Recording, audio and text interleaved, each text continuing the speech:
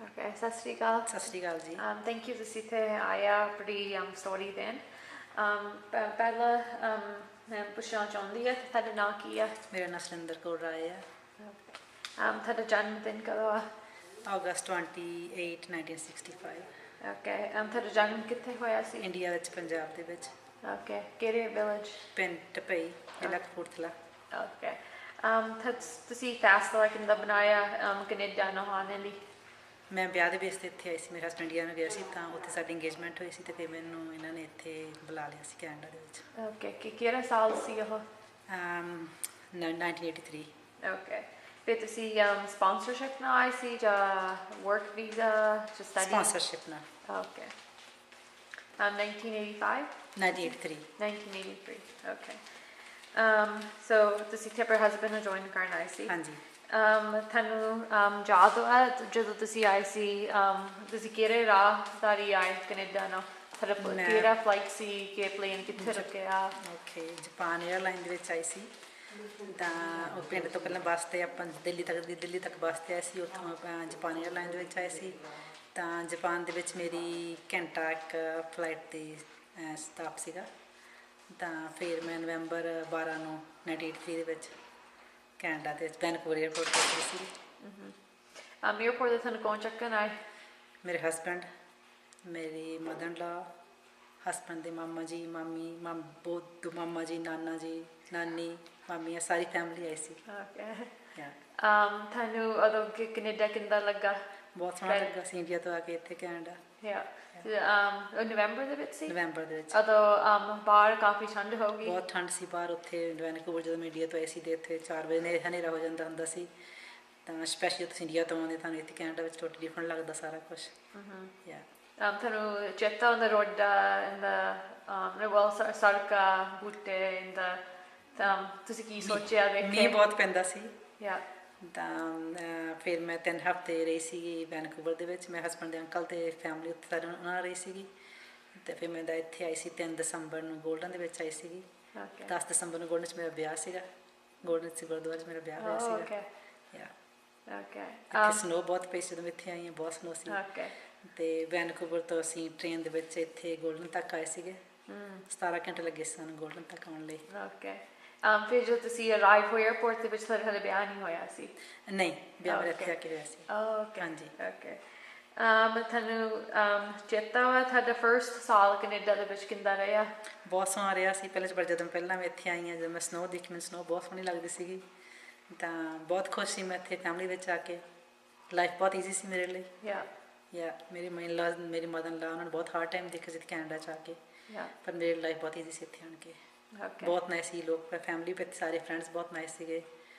ਤਾਂ ਗੋਲਡਨ ਦੇ ਵਿੱਚ ਬਹੁਤ ਚੰਗਾ ਲੱਗਾ ਆਣ ਕੇ ਮੈਨੂੰ।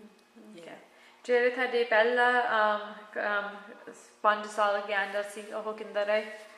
ਈਜ਼ੀ ਸੀਗਾ ਤੁਹਾਨੂੰ ਐਡਜਸਟ ਹੋਣ ਲਈ ਜਿਹੜੀ ਨਵੀਂ ਕੈਨੇਡਾ ਦੀ ਲਾਈਫ ਆ? ਇਹ ਬਸ ਨਾਈਸ, ਇਹ ਬਸ ਈਜ਼ੀ, ਬਹੁਤ ਨਾਈਸ ਸੀਗਾ। ਔਖਾ ਨਹੀਂ ਲੱਗਾ ਕਿ ਫੈਮਿਲੀ ਬਹੁਤ ਨਾਈਸ ਸੀਗੀ। ਤਾਂ ਲਾਈਫ ਮੈਨੂੰ ਇੰਨੀ ਹਾਰਡ ਨਹੀਂ ਲੱਗੀ ਇੱਥੇ ਆ ਕੇ। ਤੁਹਾਨੂੰ ਲੈਂਗੁਏਜ ਆਉਂਦਾ ਸੀ ਇੱਥੇ ਜਦੋਂ? ਨਹੀਂ, ਮੈਨੂੰ ਪੰਜਾਬੀ ਬੋਲਣ ਨੂੰ ਪੰਜਾਬੀ ਸੀ। ਇੰਗਲਿਸ਼ ਮੈਨੂੰ ਲਿਖਣ ਨੂੰ ਪ੍ਰੋਬਲਮ ਨਹੀਂ ਸੀ, ਪੜ੍ਹਨ ਨੂੰ ਪ੍ਰੋਬਲਮ ਨਹੀਂ ਸੀ, ਬੋਲਣ ਨੂੰ ਥੋੜ੍ਹੀ ਪ੍ਰੋਬਲਮ ਸੀ। ਪਰ ਮੈਨੂੰ ਫਿਰ ਫੈਮਿਲੀ ਦੇ ਵਿੱਚ ਉਹਨਾਂ ਨੇ ਔਖਾ ਲੱਗਾ। ਹੌਲੀ ਹੌਲੀ ਸਿੱਖ ਲਈ ਸੀ ਬੋਲਣੀ, TV ਦੇਖ ਕੇ। ਤੁਸੀਂ ਕੋਈ ਇੱਥੇ ਕੰਮ ਕੀਤਾ ਇੱਥੇ ਆ ਕੇ? ਥੋੜ੍ਹੀ ਦੇਰ ਕੀਤਾ, ਕਿਚਨ ਦੇ ਕੁੱਕ ਦਾ ਕੰਮ ਕਰਦੀ ਰਹੀ ਥੋੜ੍ਹੀ ਦੇਰ ਕੀਤਾ, ਥੋੜ੍ਹੇ ਜਿਹੇ ਮੋਟਲ 'ਚ ਕੀਤਾ ਸੀ, ਪਰ ਜ਼ਿਆਦਾ ਕੰਮ ਨਹੀਂ ਕੀਤਾ ਮੈਂ। ਇੱਥੇ ਗੋਲਡਨ ਦੇ ਵਿੱਚ ਫੈਮਿਲੀ ਲਾਈਫ ਕਿੱਦਾਂ ਸੀ? ਇੱਥੇ ਕਿੰਨੇ ਆਪਣੇ ਸੀ? ਜਦੋਂ ਮੈਂ ਇੰਡੀਆ ਤੋਂ ਆਈ ਸੀ, ਸਾਡੇ ਜਦੋਂ ਵਿਆਹ ਹੋਇਆ ਇੱਥੇ ਉਦੋਂ ਬਸ 70 ਫੈਮਲੀਜ਼ ਗੋਲਡਨ 'ਚ ਰਹਿੰਦੀਆਂ ਸੀ।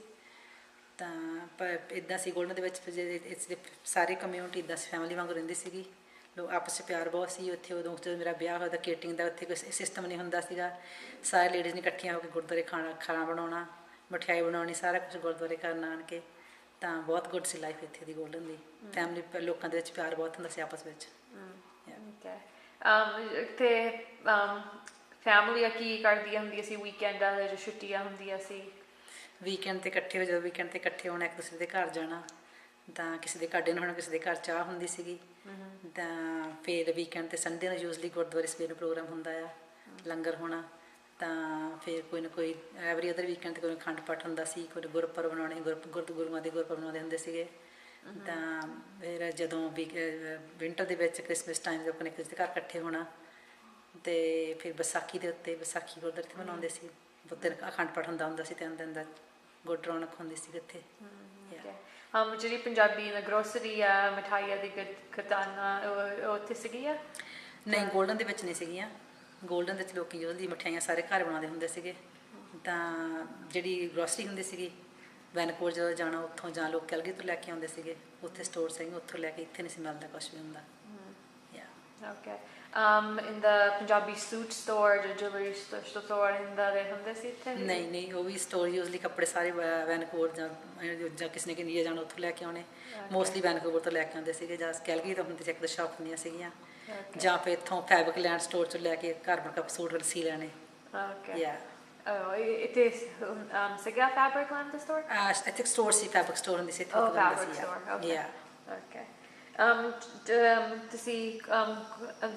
ਤੁਸੀਂ ਵੈਨਕੂਵਰ ਤੋਂ ਫਿਰ ਗੋਲਡਨ ਆ ਗਏ ਸੀ। ਤੁਸੀਂ ਹੋਰ ਕਿਤੇ ਵੀ ਰਹੇ ਕੈਨੇਡਾ ਦੇ ਵਿੱਚ? ਨਹੀਂ, ਮੈਂ ਗੋਲਡਨ 'ਚ ਰਹੀ ਹਾਂ। ਮੈਨੂੰ 34 ਸਾਲ ਗੋਲਡਨ 'ਚ ਆਈ ਨੂੰ ਹੋ ਗਏ। ਗੋਲਡਨ 'ਚ ਰਹੀ ਹਾਂ, ਪਰ ਹੁਣ ਮੂਵ ਹੋ ਜਾਣਾ ਇੱਥੋਂ ਮੈਂ। ਓਕੇ, ਹੁਣ ਤੁਸੀਂ ਕਿੱਥੇ ਮੂਵ ਹੋ ਜਾਣਾ? ਸਰੀ 'ਚ ਮੂਵ ਹੋ ਰਹੀ ਹਾਂ, ਬੱਚੇ ਉੱਥੇ ਆ, ਸਰੀ 'ਚ ਮੂਵ ਹੋ ਰਹੀ ਹਾਂ। ਓਕੇ। ਤੁਸੀਂ ਗੋਲਡਨ ਤੋਂ ਤਾਂ ਛੱਡ ਕੇ ਬਿਕਾਜ਼ ਸਾਡੇ ਬੱਚੇ ਉੱਥੇ ਆ। ਤਾਂ ਹਾਂਜੀ, ਬੱਚੇ ਉੱਥੇ ਹੁਣ, ਬੱਚੇ ਉੱਥੇ ਜੌਬਸ ਕਰਦੇ ਆ, ਤਾਂ ਉੱਥੇ ਮੂਵ ਹੋਣ ਲੱਗਾ। ਓਕੇ। ਇਹ ਕਾਮਨ ਗੱਲ ਆ ਜਿਹੜੀ ਇੱਥੇ ਹੋਈ? ਹਾਂਜੀ, ਸਾਰੇ ਜਦੋਂ ਆਪਾਂ ਓਲਡਰ ਹੋਈ ਜਾਂਦੇ ਆ, ਸਾਰਿਆਂ ਨੂੰ ਹਾਰਡਰ ਹੋਈ ਜਾਂਦਾ, ਬੱਚੇ ਜੇ ਮੂਵ ਹੋ ਜਾਂਦੇ ਆ ਤਾਂ ਬੱਚਿਆਂ ਨੂੰ ਦੂਰ ਰਹਿਣਾ ਔਖਾ ਹੁੰਦਾ ਆ, ਅਤੇ ਤਾਂ ਹੀ ਇਸ ਲਈ ਮੂਵ ਹੋ ਰਹੇ ਆ ਉੱਥੇ, ਸਾਡੇ ਬੱਚੇ ਉੱਥੇ ਕਰਕੇ। ਹਾਂਜੀ। ਜਦੋਂ ਤੁਸੀਂ ਆਏ ਆ ਪਹਿਲੀ ਵਾਰੀ ਕੈਨੇਡਾ ਤੋਂ, ਤੁਸੀਂ ਬੈਕ ਕਦੇ ਵੀ ਗਏ ਬੈਕ ਇੰਡੀਆ? ਹਾਂਜੀ, ਇੱਕ ਵਾਰੀ ਗਈ ਹਾਂ ਮੈਂ 94 ਦੇ ਵਿੱਚ। 94? ਹਾਂਜੀ। ਓਕੇ। ਮੇਰੀ ਸਿਸਟਰ ਦਾ ਵਿਆਹ ਸੀ ਤਾਂ ਗਈ ਸੀ 94 ਦੇ ਵਿੱਚ, ਇੱਕ ਵਾਰੀ ਗਈ ਹਾਂ। ਓਕੇ। ਫਿਰ 11 ਸਾਲਾਂ ਤੋਂ ਬਾਅਦ? ਹਾਂਜੀ, 11 ਸਾਲ ਬਾਅਦ ਗਈ ਸੀਗੀ। ਓਕੇ। ਥੋੜੀ ਡਿਫਰੈਂਟ ਲੱਗੇ ਇੰਡੀਆ ਜਾ ਕੇ, ਪਰ ਮੈਂ ਹੁਣ ਲਾਈਕ ਕਰਦੀ ਕੈਨੇਡਾ ਦੀ ਜ਼ਿਆਦਾ। ਹਾਂਜੀ। ਤੁਸੀਂ ਜਦੋਂ ਆਪਣੇ ਆਪ ਨੂੰ ਆਈਡੈਂਟੀਫਾਈ ਕਰਦੇ ਆ, ਤੁਸੀਂ ਕੀ ਕਹਿੰਦੇ ਆ, ਕੀ ਆ ਤੁਹਾਡੀ ਨੈਸ਼ਨੈਲਿਟੀ? ਪ੍ਰਾਊਡ ਪੰਜਾਬੀ, ਸਿੱਖ ਪੰਜਾਬੀ ਫੈਮਿਲੀ ਨੂੰ ਬਿਲੋਂਗ ਕਰਦੀ ਹਾਂ।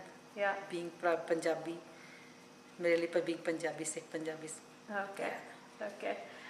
ਤੁਸੀਂ ਕਹਿੰਦੇ ਤੁਸੀਂ ਸਿਸਟਰ ਦੇ ਵਿਆਹ ਲਈ ਗਏ ਸੀ, ਤੁਹਾਡੇ ਕੋਲ ਜਦੋਂ ਤੁਸੀਂ ਕੈਨੇਡਾ ਆਇਆ, ਤੁਸੀਂ ਕਿਸੇ ਨੂੰ ਸਪਾਂਸਰ ਕੀਤਾ?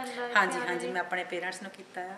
ਮੇਰੇ 2 ਭਰਾ ਅਤੇ ਮੇਰੀ ਇੱਕ ਭੈਣ ਇੰਡੀਆ ਤੋਂ ਆਏ ਸੀ ਇੱਥੇ ਮੇਰੇ ਪੇਰੈਂਟਸ ਦੇ ਨਾਲ, ਅਤੇ ਉਹ ਹੁਣ ਮੇਰੀ ਪੇਰੈਂਟਸ ਰਹਿੰਦੇ ਆ ਸਰੀ ਦੇ ਵਿੱਚ, ਭਰਾ ਵੀ ਸਰੀ 'ਚ ਆ, ਭੈਣ ਮੇਰੀ ਟੋਰਾਂਟੋ ਰਹਿੰਦੀ ਆ, ਵਿਆਹ ਕਰਾ ਕੇ ਟੋਰਾਂਟੋ ਚੱਲ ਗਈ ਸੀ, ਉੱਥੇ ਰਹਿੰਦੀ ਆ। ਹਾਂਜੀ। ਓਕੇ। ਤੁਹਾਡੇ ਕੋਲ ਹੋਰ ਖਾਸ ਕਹਾਣੀ ਹੈਗੀ ਆ ਜਿਹੜਾ ਤੁਸੀਂ ਸਾਡੇ ਨਾਲ ਸਾਂਝੀ ਕਰਨਾ ਚਾਹੁੰਦੇ ਆ? ਕਿੱਦਾਂ ਲਾਈਫ ਇੱਥੇ ਸੀ ਗੋਲਡਨ ਦੇ ਵਿੱਚ ਪੰਜਾਬੀ ਕਮਿਊਨਿਟੀ ਦੀ, ਜਾਂ ਤੁਹਾਨੂੰ ਕੁਛ ਮੁਸ਼ਕਿਲ ਹੋਇਆ ਜੋ ਸੈਟਲ ਡਾਊਨ ਹੋਣਾ ਸੀ ਕੈਨੇਡਾ ਦੇ ਵਿੱਚ? ਗੋਲਡਨ ਦੇ ਵਿੱਚ ਰਹਿ ਕੇ ਮੈਂ ਆਪਣੇ ਨੂੰ ਬਹੁਤ ਪ੍ਰਾਊਡ ਲੱਕੀ ਸਮਝਦੀ ਐਕਚੁਅਲੀ। ਗੋਲਡਨ 'ਚ ਆ ਕੇ ਰਹੀ ਹਾਂ ਮੈਂ।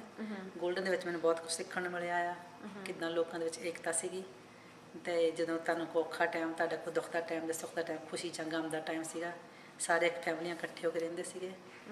ਤਾਂ ਹੁਣ ਮੈਂ ਗੋਲਡਨ 'ਚ ਮੂਵ ਹੋਣ, ਮੈਨੂੰ ਗੋਲਡਨ ਮਿਸ ਬਹੁਤ ਕਰੂੰਗੀ। ਓਕੇ। ਇੱਥੇ ਗੋਲਡਨ ਕਮਿਊਨਿਟੀ ਦੇ ਵਿੱਚ ਗੁਰਦੁਆਰਾ, ਜੋ ਤੁਸੀਂ ਇੱਥੇ ਇਮੀਗ੍ਰੇਟ ਹੋਏ, ਇੱਥੇ ਗੁਰਦੁਆਰਾ ਬਣ ਚੁੱਕਿਆ ਸੀ। ਹਾਂਜੀ। ਹੋਰ ਕੋਈ ਥਾਂ ਹੈਗੀ ਆ ਗੋਲਡਨ ਦੇ ਵਿੱਚ ਜਿਹੜਾ ਪੰਜਾਬੀ ਕਮਿਊਨਿਟੀ ਦੀ ਖਾਸ ਹੋਵੇ? ਨੋ, ਮੇਰਾ ਖਿਆਲ ਨਹੀਂ। ਮੇਰਾ ਖਿਆਲ ਨਹੀਂ ਇੱਥੇ ਇਸ ਤਰ੍ਹਾਂ ਕੋਈ ਹੈਗਾ, ਪਰ ਗੋਲਡਨ ਦੇ ਵਿੱਚ ਗੁਰਦੁਆਰੇ ਤੋਂ ਇਲਾਵਾ ਮੇਰਾ ਖਿਆਲ ਨਹੀਂ ਕੋਈ ਵੀ ਹੈਗਾ। ਓਕੇ। ਹੋਰ ਕੁਛ ਹੈਗਾ ਜੋ ਤੁਸੀਂ ਸ਼ੇਅਰ ਕਰਨਾ ਚਾਹੁੰਦੇ ਆ? That's about it. Thank you. Okay. Thank you. Okay, thank you.